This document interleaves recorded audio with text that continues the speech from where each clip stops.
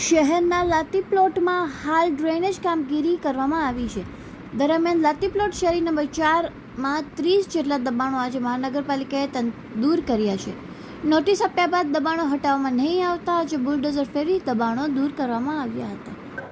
લાટી પ્લોટની અંદર municipal corporation દ્વારા ભૂગર્ભ ગટર અને સ્ટોમ વોટરના નિકાલ માટેની પ્રોજેક્ટ મંજૂર કરવામાં આવેલા છે. અત્યારે કામગીરી ચાલુ રહેલી છે. આડી અને ઊભી શેરીઓની એવરેજ પહોળાઈ 9 મીટર જેટલી છે. આજે જે ઊભી શેરી 4 નંબરની છે એની અંદર અત્યારે લોકો દ્વારા બિનઅધિકૃત રીતે દબાણ કરી અને રસ્તા પર લગભગ 5 મીટર જેટલા દબાણો કરવામાં આવેલા હતા.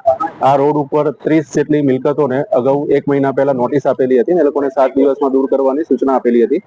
એ બિનઅધિકૃત મિલકત ધારકો દ્વારા આ દબાણ દૂર ન કરવાના કારણે કોર્પોરેશન દ્વારા આજે પોલીસ બંદોબસ્ત સાથે ઊભી શેરી જે 4 નંબરની છે એની અંદર જે રસ્તા પરના દબાણો છે દૂર કરવાની કાર્યવાહી ચાલી રહી છે. કોર્પોરેશન દ્વારા 30 મિલકત ધારકોને નોટિસ આપેલી હતી. એ તમામ મિલકત ધારકોના આજે દબાણો દૂર કરવામાં આવશે.